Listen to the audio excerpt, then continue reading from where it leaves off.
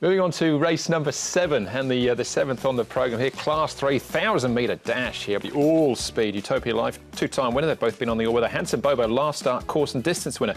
We the South. Here comes the speed from barrier 11. Fabulous 8. More speed from him from barrier number 12. Moment of Power from barrier 8. He'll roll as well. Wild West Wings got speed. A 2-time course and distance winner from barrier number 7. And Kerpenny, well, he's been rolling forward as well. He's drawn barrier number 10. As far as Chung Fa is concerned, Handsome Bobo, Ryan Patch, Fabulous 8 and Flying Genius make up the horses that have been on the road, Mark, but there's a stack of speed here.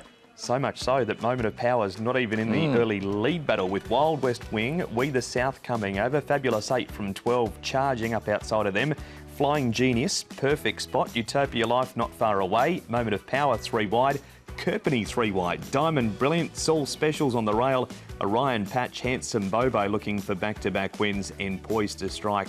They should roar along here, Paul.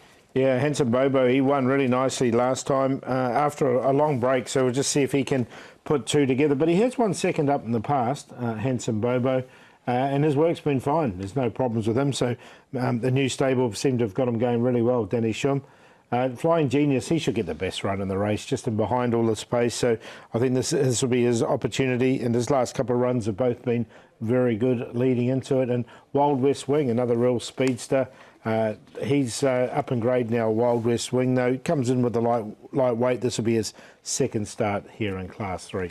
All right, OK, so we've got a couple of replays to have a look at. Before we get into those, though, let's start off with the last start winner, Handsome Bobo, and his jockey, Blake Shin. Blake, Handsome Bobo, he looked like a promising horse early days. That win on him last time out was his first win over a couple of years. Did it catch you off guard a little bit? Yes, to be honest, a little bit by surprise. He was coming off the back of an injury, first up with a new stable, and he drew a wide barrier. So we had a few things against him, but he's always possessed good ability, but it was just a matter of him turning up on the day and we're getting a good run. And you know, we didn't get obviously the best run, but around the turn I was able to save some ground and get him into the clear, and the horse performed, you know, really good on the day, and it was a tremendous win. 200 metres out in that race, did you think your horse could catch We the South? I honestly did, yes. He travelled good throughout. Even in the early stages he was wide, but I was able to keep flowing forward, and he was comfortable always throughout. And when I cut the corner and got him into the clear, he always felt like he wanted to beat We the South. He had a good target to chase, and he really had a desire to win, and hopefully we can reproduce that tomorrow night. Do you think he can? You've ridden him in a piece of work. How does he feel heading into this second run for the season? He feels great, you know. He's trained on really nicely in that piece of work.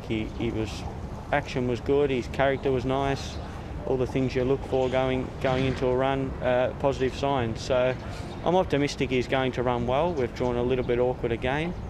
Need a touch of luck, but talk to Danny on how he wants to ride him, and maybe similar to last time, just off the speed and stalk late could be a good recipe for success again. And Wednesday marks your return to riding from suspension. How did you spend a bit of time off? It was good to have a little bit of downtime, recharge the batteries, maintain my fitness, but just did a few things to stimulate the brain and recharge to, you know, get back into business tomorrow night. And Handsome Bobo is all business, and he should, Mark, get the speed that he wants again. He should indeed. He goes up £7 for it, but he's a run fitter, and he's a second up winner too, Paul. He is. He's drawn all good again, isn't he? A little bit wide. And it was a really hard run and a really good run. It's just whether he can put two together. Well, his 3 previous wins were bang, bang, bang. It was a hat-trick. He's had a couple of seasons off before that win again. So that's Handsome Bobo. Flying Genius we saw in that race there, Paul. We can see him again here, along with Kerpenny. Yeah, so he's going pretty well at the moment, Flying Genius. I don't know about Kerpenny in this. He's drawn 10 as well, so he's not going to get much luck, I don't think, in the run, the way I map it anyway. But a nice run once again from Flying Genius. He's very consistent. I think he'll get the race run to suit just behind this strong pace, so I'm going to go with him. Seems to have his confidence back too, Flying Genius. Just went off there for a couple of starts, sent to Shard 10 to freshen up.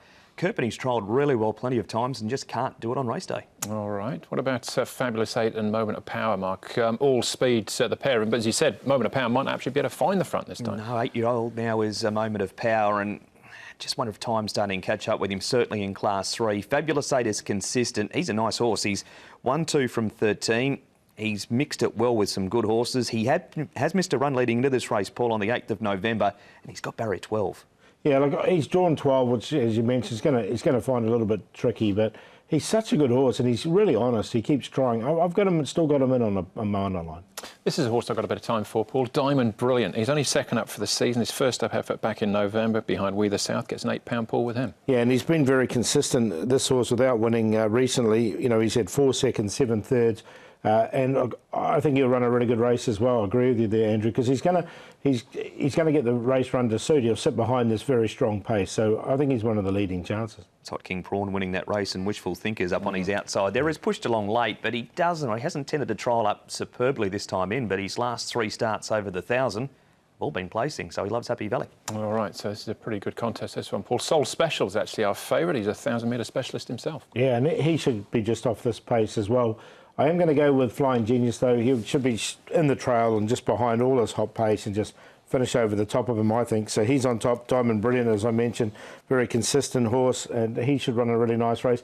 And then the two sort of ones on the pace. If We the South and Fabulous 8 can get across easy enough, then they're going to be right in the finish. So I didn't want to leave them out completely, but 7, 8, 6 and 4. Thought Handsome Bobo could go on with it. Might be a case of win or bust. He does go up that extra weight for the first up win, but he is fitter. And that piece of riding around the turn to cut the corner won him the race. We the South has that early tactical speed, and he'll use that to get across from out wide. Diamond Brilliant has a great record second up. 2 starts for 2 placings. Loves the 1,000 metres. And Flying Genius is consistent again. 2, 4, 8 and 7. I got the same 4 numbers as Mark, slightly different order, but I'll go with Handsome Bobo as well. Slightly annoyed myself that I missed him last time, if I'm perfectly honest, but I think he can do it again. All right, one more race to go. Race number 8 plus all the best bets. That comes up next.